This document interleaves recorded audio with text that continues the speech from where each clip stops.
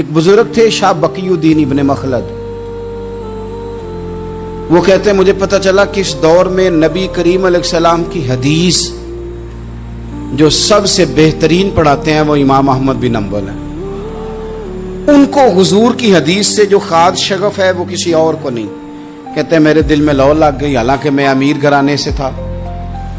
میں کشتی میں بیٹھا امام احمد بن حنبل کے پاس آنے کے لیے، رستے میں طوفان آ گیا، کشتی ہچکولے کھانے لگی، کسی طریقے سے ایک جزیرے کے ساتھ جا کے کشتی لگی، ٹوٹ گئی، بکھر گئی، میں جزیرے پہ اتر گیا، اور بھی کئی لوگ تھے۔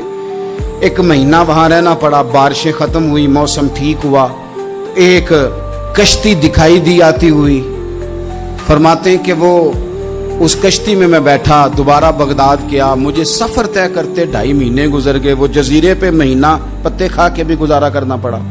نکلا تھا علم حاصل کرنے، جب بغداد شریف پہنچا، لوگوں سے پوچھا امام احمد بن حنبل کا مدرسہ کہاں ہے؟ انہوں نے کہا وہ مدرسہ تو بند ہو گیا ہے، وقت کا بادشاہ مخالف ہو گیا، مسجد مدرسہ سیل کر دیا۔ امام صاحب کہاں ہیں؟ کہا گھر کے اندر قید ہیں۔ ان کے گھر کو سب جیل بنا دیا، چاروں جانب پولیس کھڑی ہے، اور ویسے بھی بغداد میں کرفیو ہے، ہر چوک چوراہے میں پولیس والے کھڑے ہیں۔ شاہ بقی الدین کہتے ہیں اتنا کچھ سننے کے باوجود بھی میرا جذبہ ٹھنڈا نہیں ہوا۔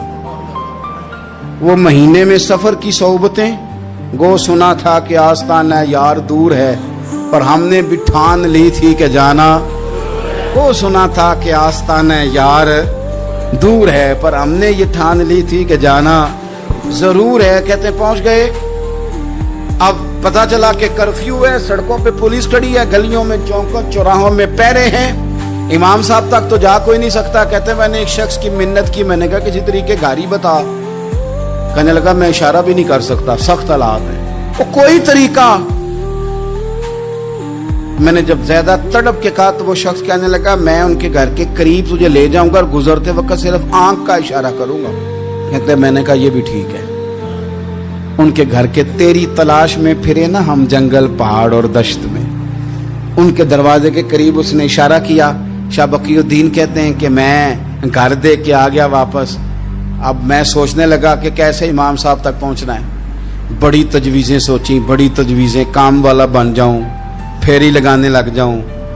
پھر سوچا کہ اگر میں کچھ بیچوں گا ریڑھی پہ رکھ کے تو کوئی خریدنے نکلے گا، کوئی نہیں نکلے گا، کس طرح کروں، کیا کروں، بڑی سوچیں۔ بالآخر میں نے طے کیا، اللہ اکبر، میں نے نہ کپڑے پھاڑ لیے، امامہ اتار دیا۔ فرماتے ہیں کہ ایک پیالہ مٹی کا خرید کے گلے میں رسی سے باندھ لیا، اور امام احمد بن حنبل کی 3 گلیوں پیچھے میں نے دروازہ دروازہ صدا لگانی شروع کی، فقیر ہوں، اللہ کے نام پہ لینے آیا ہوں۔ کہتے ہیں ایک ایک دینار مانگتے مانگتے مانگتے مانگتے آزم یار مناؤن دی خاطر اساں کی پیز وٹائے۔ کہتے ہیں مانگتے مانگتے نا میں امام احمد بن حنبل کے دروازے تک آیا، امیر گھر کا بچہ تھا، بڑے پیسے جیب میں ہوتے تھے۔ امام کے دروازے پہ صدا لگائی، کوئی ہے اللہ کے نام پہ دینے والا؟ کہتے ہیں وہ نور بھرا دروازہ کھلا، ایک گورے مکھڑے والا، سفید داڑھی والا، سونے امامے والا، چمکدار آنکھیں، نورانی شباہت۔ کہتے امام احمد بن حنبل باہر آئے، اور جیسے ہی 1 دینار میرے پیالے میں ڈالنے لگے تو میں نے ہاتھ چوم کے کہا سونیا تیرے قربان جاؤں، میں دینار لینے نہیں آیا، محمد عربی کی حدیثیں سننے آیا ہوں۔ کہتے امام کی بھی آنکھیں کھل گئیں، کہنے لگے اس حال میں آزم یار مناؤن دی